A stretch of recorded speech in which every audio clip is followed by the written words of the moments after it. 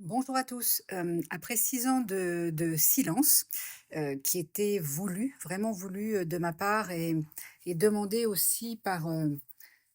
la conscience avec laquelle, je papote comme, il me plaît à le dire, et qui me guide depuis fort longtemps. Eh bien, c'est encore cette même conscience qui m'a fait sentir que le temps était venu,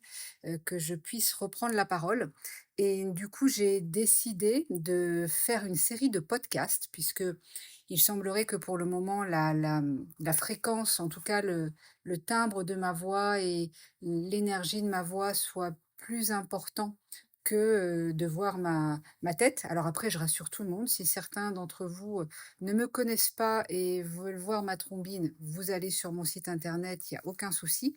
Certes, j'ai pris quelques années depuis, mais pas 50 non plus. Donc, je vais vous proposer aujourd'hui,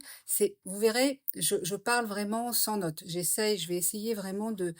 faire les choses de façon la plus spontanée possible et de me laisser aussi guider par ce qui viendra et ce que je sentirai. Peut-être que parfois, comme quand je fais mes retours de soins, il y aura des moments de pause parce que je chercherai à traduire ce que je reçois en vibration par le mot le plus juste possible.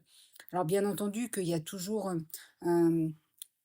disons un sommaire et un maillage à l'intérieur de moi où je sais à peu près, où je vais et ce dont j'aimerais parler parce que c'est ce qui vient en tout cas et c'est ce qui je sens m'est demandé. Mais je vais volontairement ne pas lire un texte, en fait, pour que ce soit plus vivant. Mon but étant, à travers ces podcasts, d'avoir une discussion socratique, avec celles et ceux qui voudront, à travers des questions peut-être que vous poserez dans les commentaires. Hem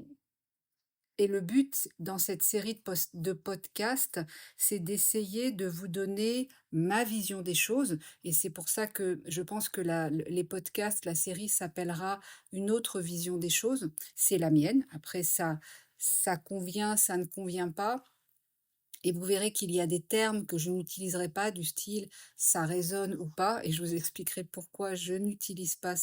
certains termes qui sont très employés aujourd'hui au niveau du développement personnel, de la psy classique, de tout ce qui est alternatif. J'essaierai vraiment justement dans ces discussions socratiques de comme le fait cette conscience, cet être qui me guide depuis longtemps, bien entendu qu'il m'a appris les bases, il m'a réenseigné les bases de certaines, informations, de certains savoirs. Je mets «savoir» entre guillemets, parce que c'est pas quelque chose, qui rend les gens une personne supérieure à une autre. Mais après, ça a toujours été un échange de où il pose des questions, il dit des choses pour me faire réfléchir. C'est d'ailleurs tout ce cheminement, que j'essaye de transmettre aux gens, comme je le dis souvent, avant quand j'avais des personnes en consultation directe, ou quand je faisais des ateliers ou parfois quand je fais mes comptes rendus, vocaux aujourd'hui suite à des soins, de vraiment se promener la truffe au vent, et d'essayer de suivre les cailloux blancs que on dit comme on veut, l'univers, la lumière, le divin, hem, les synchronicités, le hasard, tout ce qui va se mettre sur notre route et que bien souvent, on ne voit pas, on ne voit plus parce que on est tellement, embrumé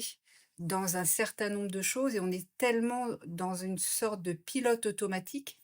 par ce que je vais appeler les jumeaux et jumelles toxiques, qu'en fait on est plus ou mal connecté. Mais commençons par le commencement. Il était temps après une grande introduction. Donc je m'appelle Sandrine Duran, je suis fondatrice de la méthode MLTC, méthode de libération du tissu conjonctif. Je suis basée en Loire-Atlantique, Loire-Atlantique Vendée, en tout cas sur la côte ouest, proche de l'océan. Et je suis ravie de vous retrouver donc pour une série de podcasts. Le premier étant une nouvelle présentation de qui je suis, de mon parcours, qui sera peut-être un petit peu plus fourni que ce qu'il existe déjà sur mon site internet. Et puis, à peu près dans la trame, que j'envisage, mais tout est en mouvement, donc nous verrons. Je pense que je ferai des interviews de chacune de mes élèves. Aujourd'hui, elles sont au nombre de 3 et j'insiste, certaines personnes, avaient commencé à faire, il y a quelques années de ça, le niveau 1 pour, apprendre à travailler à travers la MLTC. Le niveau 1, n'est pas le niveau qui permet d'être un praticien, de mon point de vue, de qualité et vraiment transmettre, la le concept, la technique, ce savoir que j'ai reçu de façon globale est très professionnel et sécure, mais effectivement, on peut prendre des choses qui nous intéressent et l'emboîter dans ce que l'on fait déjà. Mais en aucune façon, on peut se, définir ou se présentés comme praticiens, praticiennes MLTC. Les 3 seuls aujourd'hui qui le sont Marie-Hélène Hamel, qui est psychologue clinicienne, Marie-Charlotte Ténier, qui est orthophoniste, et Lucie Lesage, qui est médiatrice, en communication animale et qui donc toutes les 3 ont eu je dirais l'intelligence et la sagesse et le courage aussi. Parce que comme dans les écoles, d'antan, j'oserais dire, où tout ce qui est hermétique et vraiment les transmissions, de ce qui se passait avant dans les écoles de sagesse et cetera, il faut vraiment du temps pour, intégrer et surtout se libérer de certaines choses et donc être à même de pouvoir transmettre, une certaine vision des choses et pouvoir guider les gens. Quand on ne sait pas soi-même libérer au maximum, ça me semble, compliqué, voire impossible de vraiment guider quelqu'un. Là encore, c'est ma croyance et du coup, je les remercie toutes les 3 d'avoir eu encore une fois ce courage, après avoir complété le niveau 1 de la formation, de me dire: «Mais, Sandrine, là, en fait, on se sent pas capable, quoi. On n'est pas prête. On n'est pas prête à faire ce que tu fais, à avoir l'accompagnement que toi, tu peux avoir avec les gens et c'est trop important pour qu'on fasse de l'à peu près, de l'approximatif. Donc nous, bah, on veut continuer en fait. Et donc effectivement, on a continué ce travail-là ensemble et elles sont à mes côtés. Elles continuent d'ailleurs en supervision et en formation, on va dire, sur du temps long, à apprendre à mes côtés ce que moi-même j'apprends et ce que je remets en perspective, je dirais presque tous les jours. Et c'est ça aussi la vie, c'est une remise en perspective de tout ce qu'on pensait savoir et qui finalement, bah, a bougé et ce qu'on pensait savoir la veille, on se rend compte le lendemain que bah, peut-être ça n'est plus tout à fait juste et que il faut le transformer et surtout en ce moment où nous sommes en pleine mutation. Et donc vous le verrez au fur et à mesure, j'espère en tout cas des podcasts, que c'est vraiment une technique qui n'est pas figée. C'est un système de croyance qui n'est pas figé, qui est en tout cas, destiné à évoluer, à grandir et à vivre aussi avec, ce qui est en train de se passer aujourd'hui sur la planète, toutes les transformations qu'on voit, advenir et qui feront aussi que, j'espère en tout cas, les êtres humains changeront encore et encore pour aller, vers une vie, vers un mieux-être, vers une connexion à eux-mêmes, une version d'eux-mêmes qui sera de plus en plus juste. J'aime pas trop parler de la meilleure version de soi-même parce qu'encore une fois, pour moi, ça ne veut rien dire, mais en tout cas, une version de nous-mêmes où nous serons vers quelque chose de plus en plus juste et de plus en plus en adéquation avec aussi bah, ce vaisseau magnifique qu'est la Terre et la nature, les animaux, les minéraux qui la composent. Mais comment j'en suis arrivée là? Donc j'ai 57 ans et quand je suis venue au monde, je dirais que mon parcours de vie quelque part est un petit peu, c'est plein d'humour, on va dire ça comme ça, puisque je suis née en mai 68. Donc, bah, pour celles et ceux qui connaissent un minimum l'histoire de France en tout cas, mai 68 c'était un sacré chambardement, c'était, une révolution comme on disait à l'époque, ça a secoué beaucoup et je suis née en plein milieu, entre guillemets, des barricades où, le 10 mai 68, effectivement, les gens qui connaissent bien cette période, quand je dis que je suis née le 10 mai 68, ça les fait beaucoup, beaucoup rire. Et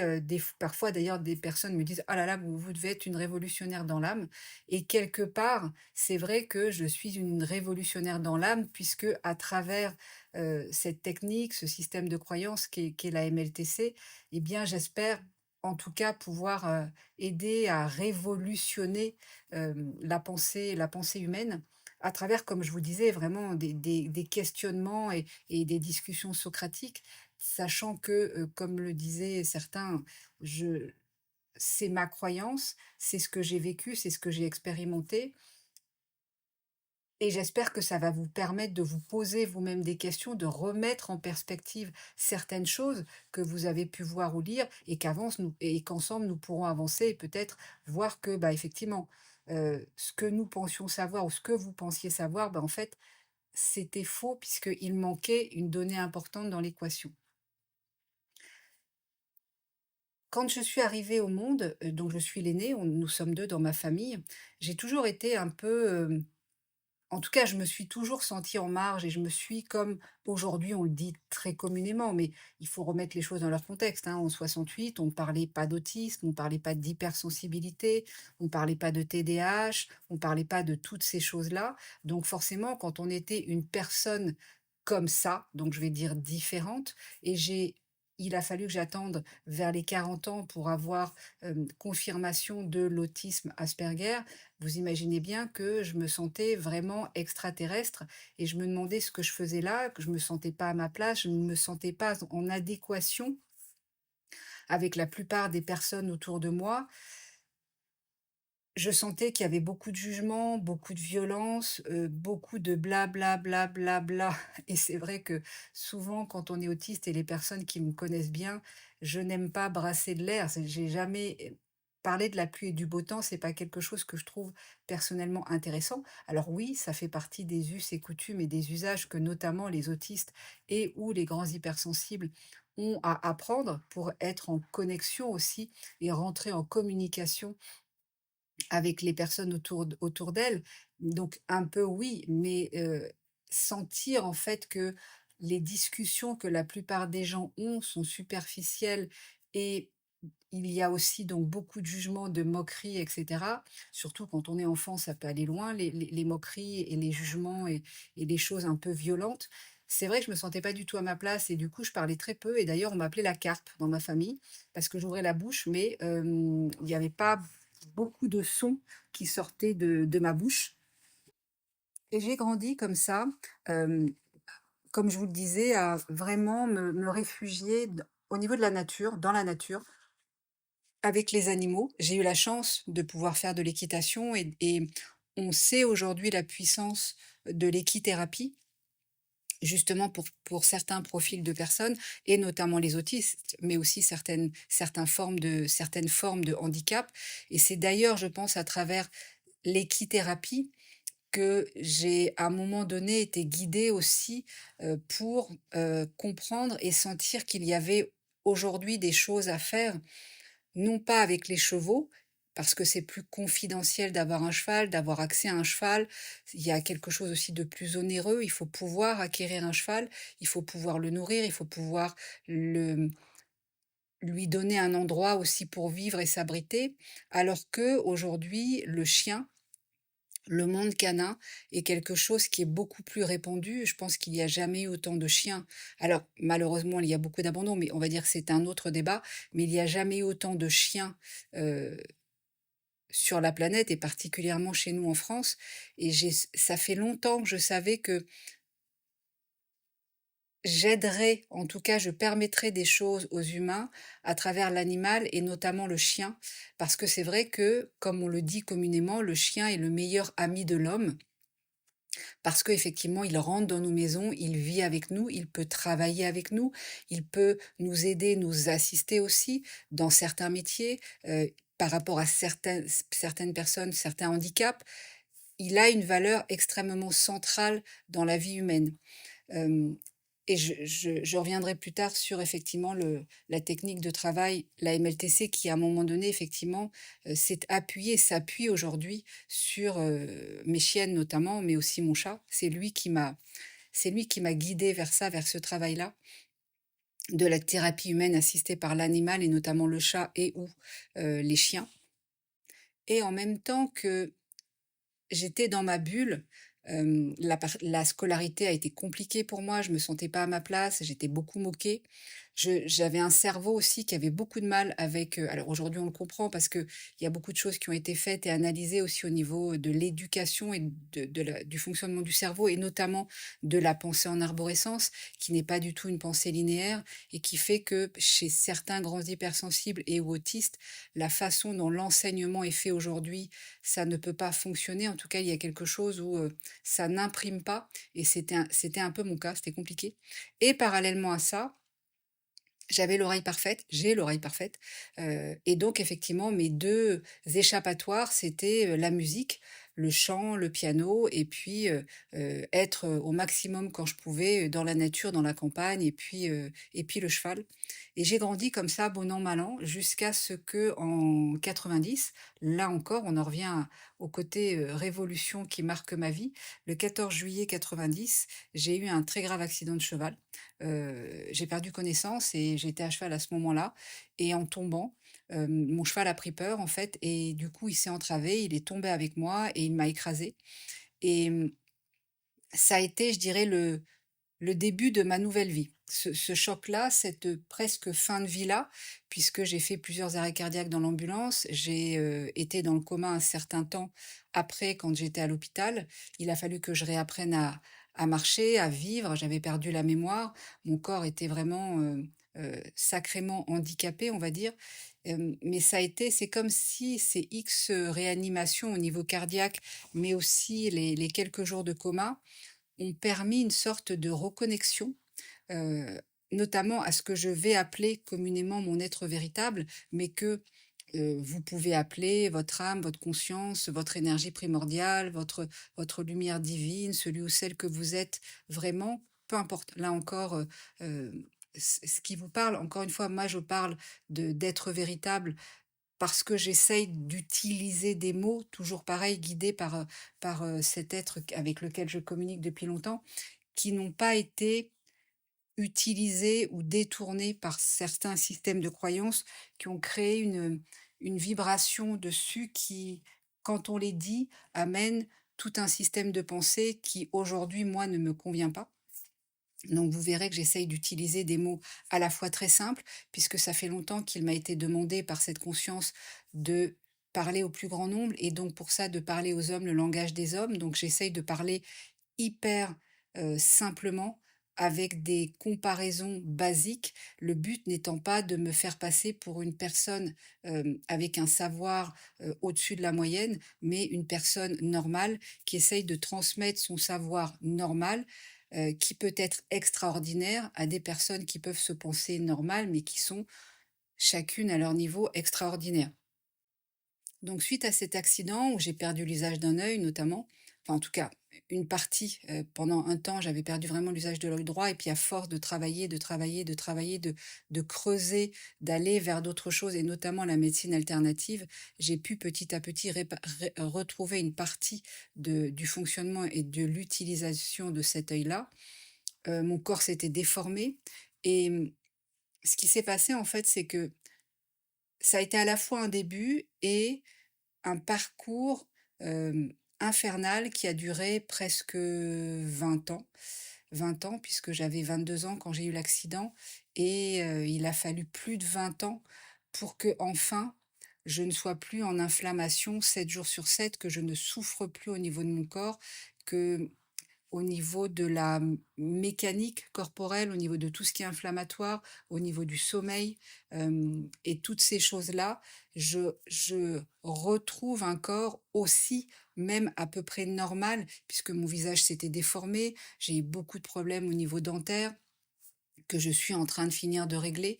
heu et petit à petit, mon corps s'est remétamorphosé pour aller vers quelque chose de beaucoup plus juste et petit à petit, tout s'est réparé. Ça a été un long chemin, un vrai parcours du combattant et c'est quelque part à partir de ce moment-là, où parce que je crois 4 5 ans après l'accident où je souffrais beaucoup, encore une fois, on en revient à être la truffe au vent et à suivre les cailloux blancs. Pourquoi pour qu'est-ce? J'ai toujours été attirée par l'Amérique du Nord, les États-Unis, le Canada il y a toujours eu quelque chose et pourtant je n'avais jamais rien lu. Il faut remettre encore les choses dans leur contexte. À l'époque, il n'y avait pas internet, il n'y avait pas les téléphones portables. On n'était pas dans une hyper médiatisation à outrance comme maintenant. Je sais même pas s'il y avait pas juste, 3 chaînes de télé. Enfin, on était voilà, je suis pas née à la préhistoire, mais ça peut faire penser à la préhistoire pour les jeunes d'aujourd'hui. Ça a été une révolution tellement rapide, ce qui s'est passé, en une cinquantaine d'années qu'effectivement ça peut paraître, un peu délirant et je pense que c'est important de remettre les points sur les i et les barres sur les t et donc pourquoi pour Caisse? J'avais cette connexion aussi avec le Canada et parce que j'étais très mal, parce que j'avais beau mon état se dégrader de plus en plus et j'avais beau aller voir, tous les spécialistes que je pouvais aller voir, ils ne comprenaient pas, ils constataient les problématiques, physiques, médicales, mais ils n'avaient pas de réponse à m'apporter et pendant des années, je me suis fait entendre dire: «Ben, on est désolé madame, mais on comprend pas. On constate, mais on ne sait pas. On ne sait pas». Alors au moins ils ne savaient pas, mais il y avait cette pression aussi sous-jacente qui parfois d'ailleurs m'a été dit de: «On comprend pas, on constate, mais comme on comprend pas, bah, vous avez qu'à aller voir un psy parce que c'est forcément psy». Et j'ai toujours été très en rébellion avec ça. Non pas que j'étais contre la psy, preuve en est qu'une de mes élèves est psychologue clinicienne, bien au contraire, mais je savais intrinsèquement à travers moi que les douleurs que je sentais, la déformation de mon corps, toutes les problématiques que j'avais, elles étaient concrètes, réelles, et que c'était pas juste une vue de l'esprit, que c'était pas juste quelque chose un choc qui n'avait pas été réglé, dans mon cerveau et de toute façon, j'avais quand même pris le poids d'un cheval sur moi qui m'avait écrasée en pleine course, donc ça n'est pas rien et les choses ont fait que j'étais à Paris à ce moment-là et il y a eu une campagne de publicité absolument phénoménale pour le Québec, pour venir s'installer au Québec, les visas, c'était facile, que ceci, cela et comme je me sentais pas bien de toute façon en France et dans mon corps et que j'étais malade et cetera et que je me suis toujours sentie pas bien en France parce que j'ai toujours s à l'époque en tout cas, je trouvais que le poids, le regard des gens était très, très prégnant, quand on n'est pas coiffé comme tout le monde, quand on n'est pas habillé comme il faut, quand on n'a pas le physique, qu'il faut avoir. C'est comme s'il y avait une pression sociétale en France qui était vraiment compliquée pour moi et je me suis dit: «Bah, après tout, qui ne tente rien n'a rien». Je n'arrivais pas à trouver de travail en France. À l'époque, j'étais dans quelque chose de très classique puisque j'avais fait une école de commerce. J'ai, envoyé mon dossier pour avoir mon visa et chose incroyable, j'ai eu mon visa et et j'ai décidé de partir vivre au Québec et j'ai trouvé un travail là-bas, j'ai vécu 5 ans là-bas et ces 5 années ont été absolument fabuleuses parce que d'abord, je pense que ça m'a aidée à vraiment passer à autre chose par rapport au regard des autres, à la façon dont les gens sont avec les autres et cetera. Parce que alors il y a des bons il y a du je dis pas qu'au Québec ou aux États-Unis ou ailleurs, c'est mieux ou moins bien qu'en France, mais en tout cas, les choses ne sont pas pareilles. Le rapport aux gens entre les gens n'est pas le même et moi, ça a été une soupape de sécurité de vivre là-bas où effectivement, il y avait pas ce regard de: «Tu es gros, tu es grand, tu travailles pas, tu parles anglais, tu parles» on ne juge pas les gens sur les mêmes choses, très étatiques, qu'il y avait en France et du coup ça a été un souffle d'air pur pour moi pour prendre confiance, pour aller de l'avant, pour apprendre l'anglais, pour faire partie d'une toute petite équipe. J'avais la chance d'être dans une très, très grande entreprise, mais dans un secteur de cette grande entreprise qui était une toute petite structure, une toute petite équipe, très familiale et puis aussi j'ai appris, et j'ai touché du doigt la médecine alternative puisque bien entendu là-bas, la médecine n'a rien à voir avec la nôtre puisque il y a quasi pas de prise en charge. Donc pour se soigner, on est effectivement amené à faire appel à tout ce à quoi on peut faire appel et il y a pas de jugement, il y a pas de choses sectaires. Alors on fait pas tout et n'importe quoi, mais c'est vrai que tout ce qui est soins énergétiques, l'ostéopathie, l'acupuncture, le magnétisme, enfin ça paraît bête, mais aujourd'hui, il y a encore beaucoup de choses chez nous, même au niveau de l'ostéopathie et de l'acupuncture, où presque c'est Vade Satanas et c'est décrié et même l'homéopathie, alors que là-bas, les plantes et cetera, ça fait partie des choses presque normales et il y a d'ailleurs même aussi beaucoup de médecins qui vont utiliser il y a beaucoup de je trouve plus de croisements entre les différentes médecines et je trouvais ça absolument génial, puisque je trouve que plus on travaille ensemble et plus c'est efficace et plus on s'amène l'un l'autre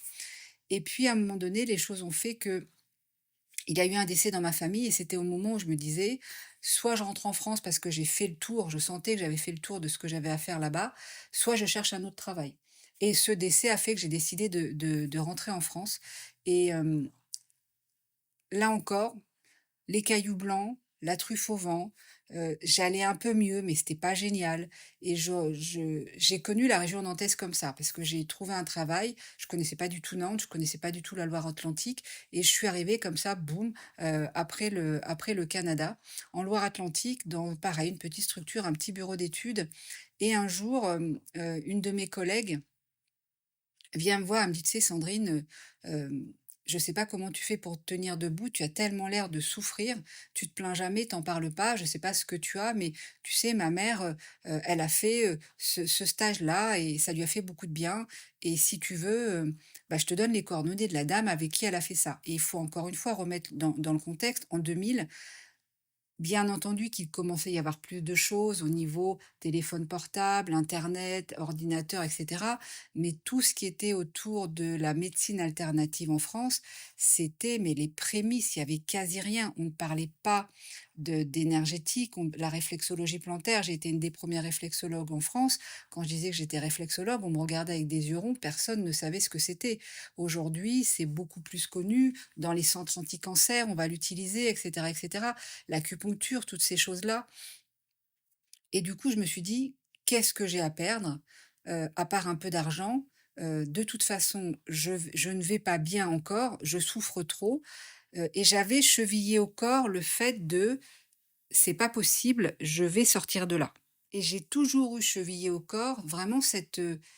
phrase heu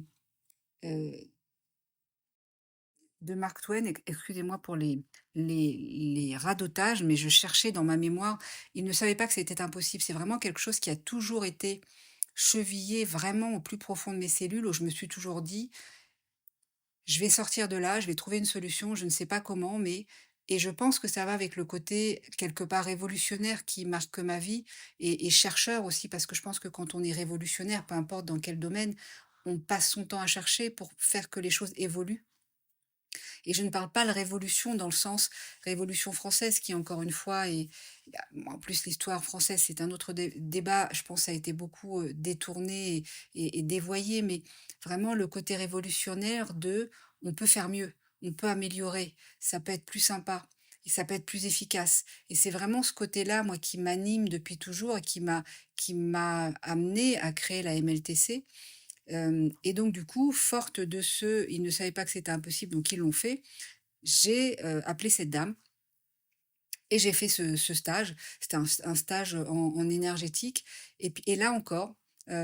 comme ça m'est arrivé plein de fois parce qu'il se trouve que c'est comme ça, j'ai des capacités, j'ai comme beaucoup d'autistes Asperger. Alors moi, j'ai beaucoup été en marge et j'ai un parcours,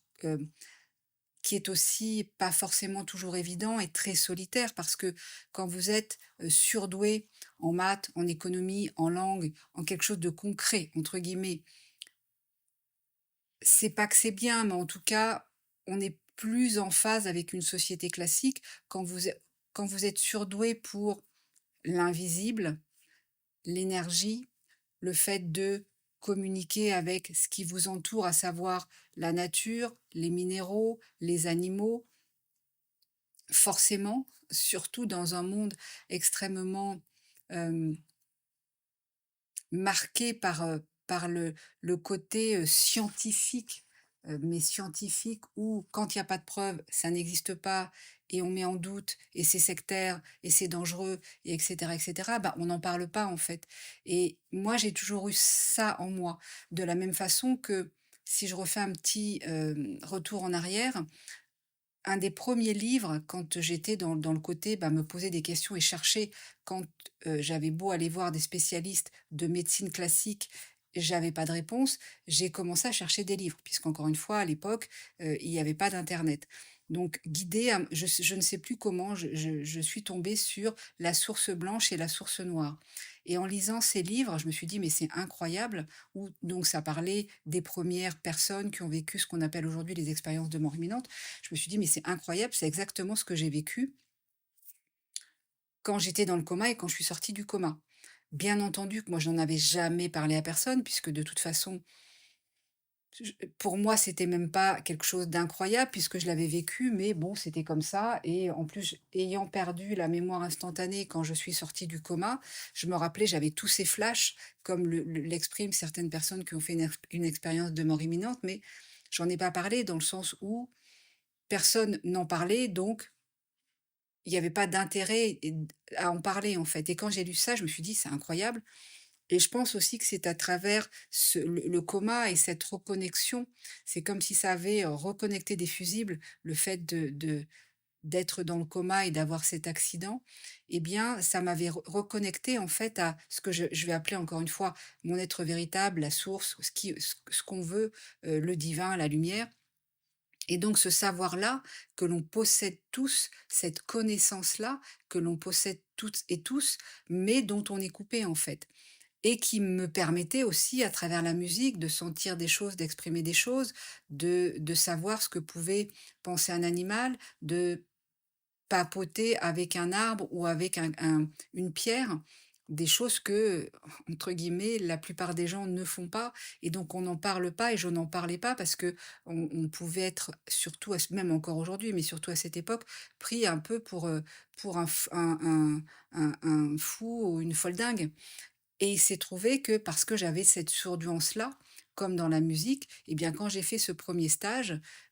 tout de suite, je me suis mise à c'est là que je me suis vraiment mise de façon consciente, on va dire, à, ce qu'on appelle communément canaliser, en tout cas à recevoir, papoter avec pas une voix qui était la mienne, mais papoter avec, celui que j'appelle, j'ai des noms aujourd'hui et qui est une conscience qui a eu plusieurs noms, qui a été dans des dimensions différentes et donc qui a plusieurs noms parce qu'il a eu plusieurs formes et plusieurs apparences différentes. Encore, on y croit ou pas, mais c'est ce que moi j'expérimente et c'est ce que de nombreux jeunes enfants aujourd'hui expérimentent aussi quand ils voient aussi des choses dans l'invisible. Eh bien, j'ai commencé à ce moment-là effectivement à me retrouver seule parce que dès qu'on est surdoué dans quelque chose, souvent, même à l'école, hein, je parle de l'école classique, on peut être rejeté parce qu'on dérange et c'est un peu ce qui s'est passé avec moi. Donc j'ai continué mon parcours comme ça, un peu toute seule, mais qu'à cela ne tienne, moi je faisais les choses pour moi parce que je voulais guérir, je voulais arrêter d'avoir mal dans mon corps, je voulais recommencer à dormir, je voulais recommencer à avoir une digestion normale, à pouvoir manger normalement, etc., etc. Donc peu importe les autres, de toute façon, j'avais toujours eu un parcours solitaire de par l'autisme et depuis mon enfance, donc c'était pas grave. Et j'ai commencé comme ça à cheminer et je me suis dit: «OK, maintenant je sais ce que je veux faire dans la vie et je veux arrêter le métier classique et le monde classique dans lequel j'étais et je veux aller vers puisque j'ai des capacités pour ça, j'ai des dons pour ça, je veux aller dans la médecine alternative, mais dans quelque chose de concret». Et à l'époque, on parlait un tout petit peu de la réflexologie plantaire et c'est comme ça que j'ai été, vers la réflexologie plantaire, que j'ai trouvé une école, avec la première fédération française de réflexologie plantaire. J'ai été faire cette école à Bordeaux et donc j'ai eu mon certificat pour être réflexologue et je trouvais ça hyper intéressant parce que c'était concret, parce que c'était basé aussi sur des cartographies, un savoir un peu comme la médecine chinoise très ancien. Alors encore une fois, qui commence tranquillement à être reconnu et intégré dans la médecine classique à travers notamment la cancérologie, mais remonter à il y a 25 ans, puisque c'était moi quand j'ai été réflexologue, c'était en 2003, donc 22 ans, on n'en était pas là. Mais je me disais: «C'est concret, c'est carré» et puis il y a le contact avec le corps, c'est concret. C'est pas juste, je fais des choses dans l'invisible et je n'ai rien, loin s'en faut, contre l'énergie et le magnétisme puisque c'est aussi ce que je fais. Mais je sentais que pour aussi être acceptée et faire des choses qui puissent à un moment donné faire bouger le monde, il fallait, encore une fois, parler aux hommes le langage des hommes et ne pas être trop éthéré. Et puis tranquillement, j'ai continué comme ça mon parcours et j'ai commencé à sentir que ce que j'avais appris dans les différentes formations de différentes techniques énergétiques, bah, si je l'associais à la réflexologie plantaire, ça décuplait le travail. Et tranquillement, j'ai progressé comme ça, tout en me posant beaucoup de questions, encore une fois, comme le faisait Socrate avec ses élèves. Et comme je suis curieuse et que, encore une fois, moi, je voulais vraiment guérir vraiment, le mot-clé est vraiment, et aller vraiment bien, aller vraiment mieux, être vraiment en santé, sans dépendance à quoi que ce soit ou à qui que ce soit, j'ai essayé beaucoup de techniques. Et on en reparlera au fur et à mesure des podcasts. J'ai essayé l'hypnose, j'ai essayé les constellations familiales, j'ai fait en consultation de l'astrologie, j'ai essayé plein, plein, plein, plein de choses. Et à chaque fois, je me disais, mais c'est quand même incroyable. Je ressortais de certains soins ou de certains stages et j'avais l'impression d'être complètement décoiffée et j'avais l'impression qu'il s'était passé des choses incroyables et parfois j'avais à peine le temps de rentrer, de retourner à ma voiture et pouf, c'est comme si, le soufflet était retombé, voire même que, c'était pire après qu'avant. Je me disais: «Mais c'est pas possible, il y a quelque chose que là je ne comprends pas» et puis je me posais aussi des questions dans moi, hein, dans ma logique à moi de ce que disaient certains systèmes de croyances, ce que disaient certaines théories, ce que c'était cette histoire de l'instant présent, le pardon, hem, la manipulation, hem, tout ce qui est autour de la réincarnation, le transgénérationnel, la pensée positive, et cetera. Donc ça, c'est autant de thématiques que nous pourrons aborder et que j'essaierai d'aborder dans les différents podcasts. Et je me disais, mais il y a quelque chose que je ne trouve pas logique, parce que plus les années passent et plus on parle de ça, plus il y a des livres qui parlent de ça, plus il y a des praticiens, des thérapeutes, des psys, plus les gens ont l'air de s'ouvrir à ça, de faire des stages de ça, d'avoir des rendez-vous thérapeutiques avec ces différentes techniques et j'avais l'impression de voir concrètement, c'est d'ailleurs ce que je décris dans mon livre, heu, que le monde allait de mal en pire. Je me disais: «C'est pas possible, à partir du moment où les gens supposément sont de plus en plus «connectés» entre guillemets, comment est-ce qu'il est possible que le monde aille dans l'humanité, la Terre, la planète, aille dans le sens inverse?» Et j'ai commencé comme ça à me poser plein de questions, jusqu'à en arriver à un moment où j'ai rencontré quelqu'un. Je vais pas m'attarder sur le sujet des flammes jumelles ou flammes jumelles universelles parce que c'est pas le débat en tout cas de ce podcast. J'en reparlerai si jamais il y a des questions et je ferai peut-être un podcast à ce niveau-là, mais là c'est pas le sujet. Et il s'est avéré que, ça a été extrêmement intense avec ce garçon, plus jeune que moi.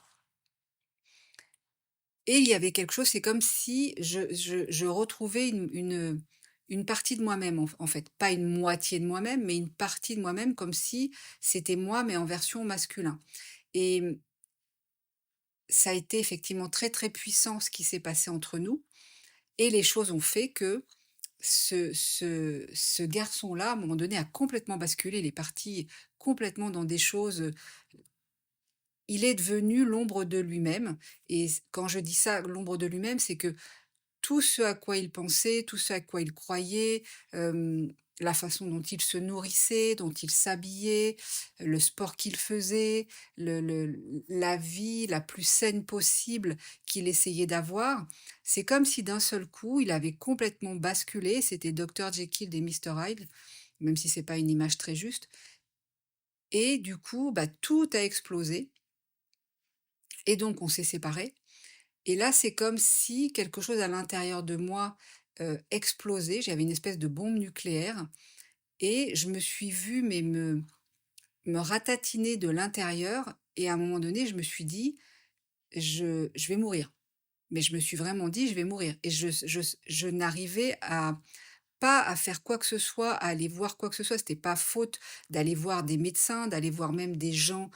thérapeutes et cetera et plus ça allait, plus je sentais que ça glissait à l'intérieur et que ma santé périclitait et que c'était comme si j'allais mourir. Et 2 choses se sont produites à ce moment-là. C'est que j'ai osé en parler à une personne que je connais depuis longtemps, qui est du même endroit où moi j'ai grandi. Donc on se connaissait à travers l'équitation et cetera et cette jeune femme, habitait en tout cas, parce que j'ai plus de contact avec elle maintenant, dans les Alpes et pour qu'est-ce je lui parle de ça et elle me dit: «Mais tu sais, dans mon coin, il y a une dame âgée, qui fait des soins, elle est vraiment particulière et je suis sûre que si tu l'appelles, elle pourra t'aider et elle croira ce que tu lui dis» et et elle m'a donné son numéro de téléphone et en parallèle de ça, la mère de ce garçon, qui était donc mon compagnon, me dit: «Écoute Sandrine, c'est quand même incroyable. Est-ce que tu as vu sur internet, ce que dit, cet homme-là? Il parle des flammes jumelles et je suis assez bluffée parce que au mot près, à la virgule près, il il décrit ce que toi tu me décris de ce qui s'est passé avec lui, donc avec ce compagnon, qui était son fils d'ailleurs, avec mon fils et c'est assez improbable et j'ai commencé à suivre les vidéos de cette personne et je me suis dit: «Beh, c'est incroyable» et effectivement, c'était une des premières personnes qui commençait à parler des flammes jumelles universelles et cetera. Après c'est un concept, on n'y croit pas, mais je me suis dit: «C'est hallucinant».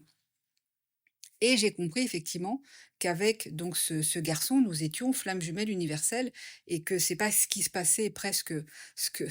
ce qui devait se produire, mais en tout cas que certaines forces qu'il y avait en nous et qui voulaient tout faire pour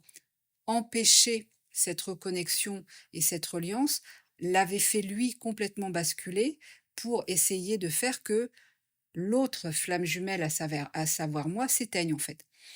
Et que au lieu qu'il y ait une reconnexion des 2 flammes pour faire quelque chose d'extrêmement puissant, eh bien, une des flammes s'éteigne, en l'occurrence, c'était voué à être moi, et que l'autre parte sur un mauvais chemin. Et comme je vous le disais, je me sentais vraiment partir, donc cette flamme qu'il y avait à l'intérieur de moi était en train de mourir, comme un feu qui s'éteint. Et ça s'est fait, mais vraiment, c'était plus fort que moi, en fait. Et c'était pas une histoire et on avait beau me dire, «Mais c'est ta faute, tu pas positive, tatati tatata», toutes les choses aussi, toutes les injonctions que l'on peut dire aux gens. J'avais beau faire, parce que Dieu sait que je suis une bosseuse et comme je vous le disais, j'ai chevillé au corps ce truc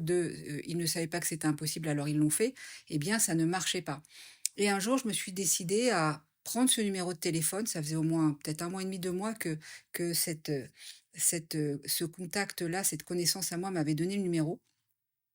et j'avais appelé 1 ou 2 fois, mais c'était toujours occupé et elle m'avait dit qu'il fallait insister parce que c'était une femme très occupée. Elle était très connue en tant que guérisseuse et je le dis vraiment dans un sens, extrêmement sacré du mot, guérisseur. Hem Et j'avais laissé tomber, en fait. C'est cette espèce de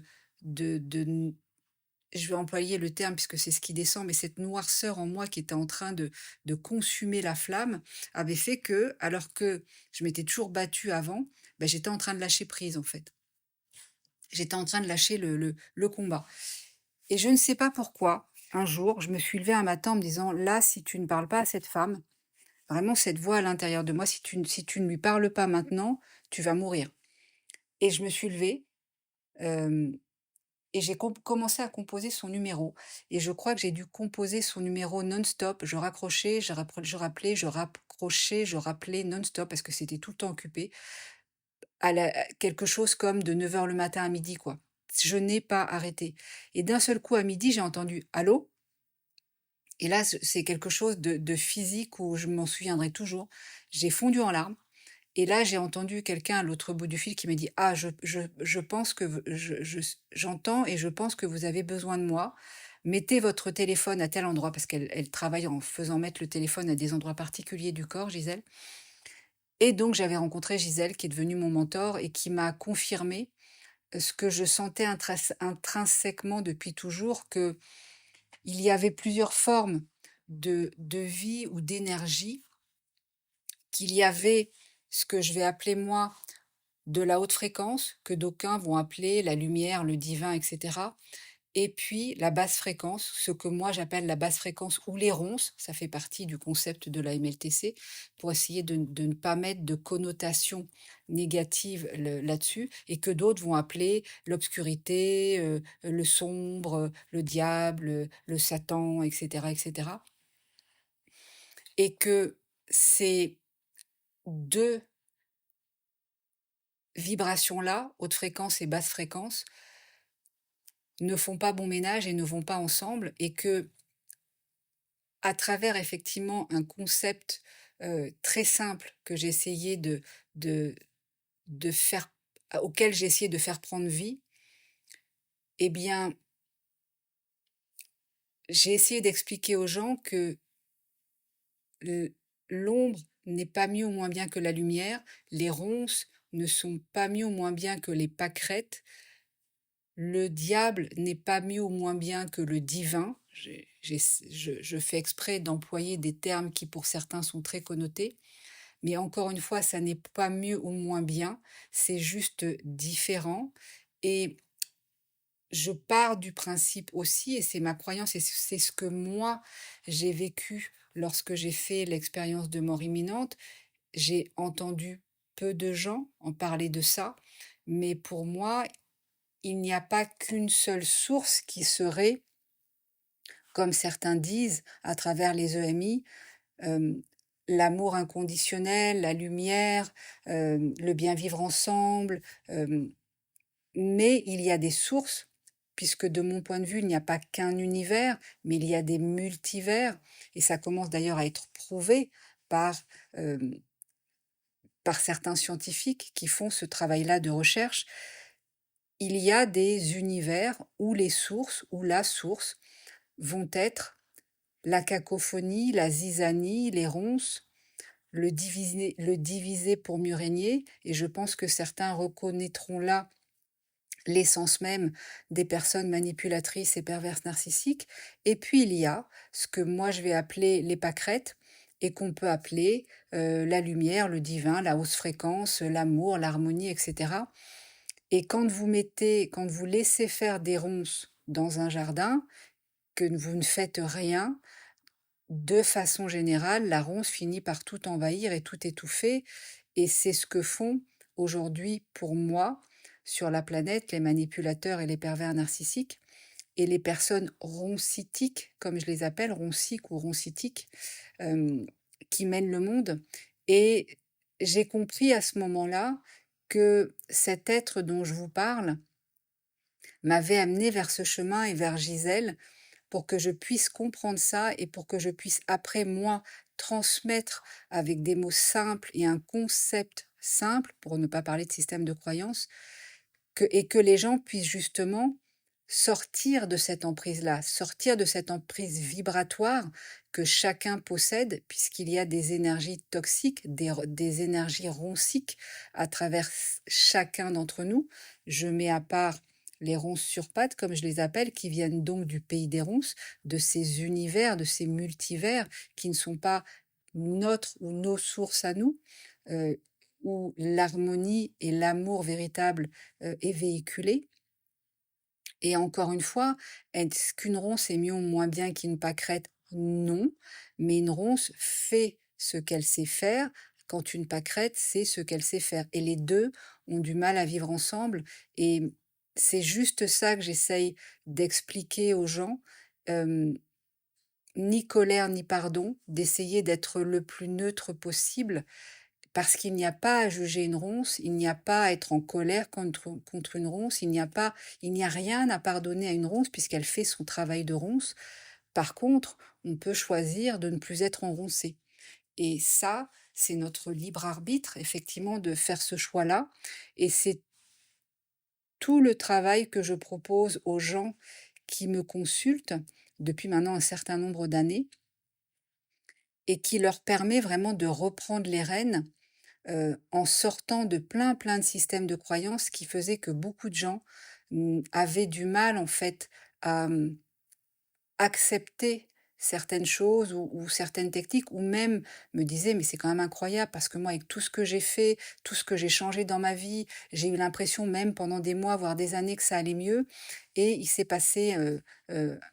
un événement et hop, c'est comme si je n'avais rien fait et tout est revenu comme si je n'avais rien fait et je leur explique qu'en fait, que tant qu'on n'a pas enlevé la racine de ce qui pose problème, de la même façon qu'une personne manipulatrice peut vraiment se mettre en retrait et faire profil bas pendant un certain temps avant parfois de revenir en connexion avec sa victime, c'est la même chose pour ces énergies-là. C'est très simple en fait et il se trouve que je n'ai jamais eu peur de ça et que je fais partie de ces personnes qui sont là sur cette planète pour, on va dire, faire ce nettoyage-là et ce ménage-là. Et c'est encore une fois pas plus ou moins important que d'autres personnes qui ont d'autres choses à faire. C'est juste ce que moi j'ai à faire et ce que, du coup, aujourd'hui, avec mes 3 élèves, on essaye aussi de transmettre aux gens, peu importe leur âge. Et j'ai senti à un moment donné que pour qu'il y ait quelque chose aussi qui se fasse de façon très instinctive et parlante et que ça ne soit pas intellectuel, que les gens ne croient pas ce que je dis parce que je leur dis, mais qu'ils puissent sentir aussi concrètement, pourquoi je peux dire ça ou pourquoi une de mes élèves peut dire ça. Eh bien, j'ai été guidée vers le travail avec les chiens. Alors tous les chiens, je ferai un podcast là-dessus sur, la différence entre un chien que je vais appeler normal, un chien médiateur, un chien d'assistance, un chien de travail et un chien thérapeute. C'est vraiment des prédispositions différentes. Et c'est vrai que les chiens, les animaux de façon générale, n'ont pas cette programmation et cette déformation mentale humaine où on juge et on est dans l'analytique de tout, c'est très dans l'instinct primaire. Et un chien, il ne juge pas la personne sur son physique, sur ce qu'elle dit, mais sur ce que la personne dégage vibratoirement. Et une pensée, c'est une vibration, c'est de l'énergie, c'est de l'odeur pour un chien. Et du coup, c'est comme ça que j'ai mis en place aussi la thérapie assistée avec les chiens, qui a commencé avec mon chat, comme je vous disais, puisque c'est mon chat qui a été trouvé dans la rue, qui m'a vraiment fait prendre conscience aussi de ces énergies très toxiques à l'intérieur de moi, de par le comportement qu'il avait parfois avec moi et qui m'a guidée, dans ce travail-là, à mettre en place petit à petit ce travail-là, jusqu'à ce qu'est aujourd'hui la MLTC en travail, on va dire, abouti à aujourd'hui.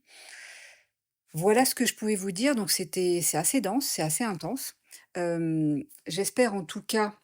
que ça aura commencé déjà à susciter, une certaine curiosité, chez vous.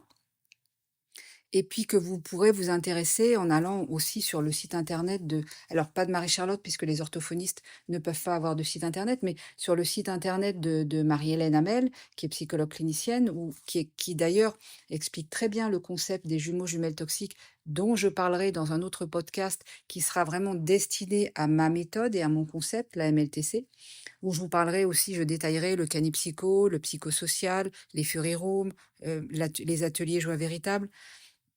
Et puis donc les prochains podcasts, qui seront destinés aussi à mettre en valeur chacune de mes élèves pour qu'elles puissent vous dire aussi chacune dans leur domaine d'activité très concret puisque la psychologie clinicienne, c'est concret et Marie-Hélène a été aussi, très loin dans l'apprentissage et dans la pensée jungienne, donc c'est 2 choses distinctes, mais elle pourra vous dire aussi, ce que de comprendre et d'intégrer le concept que j'amène à bouleverser dans sa vision des choses et dans sa façon de pratiquer la psychologie clinicienne. Pareil pour Marie-Charlotte avec l'orthophonie et pareil pour Lucie à travers la communication animale et la médiation animale. En tout cas, je vous souhaite une belle suite de réflexions. N'hésitez pas encore une fois dans vraiment cette volonté pour moi de discussion socratique avec vous,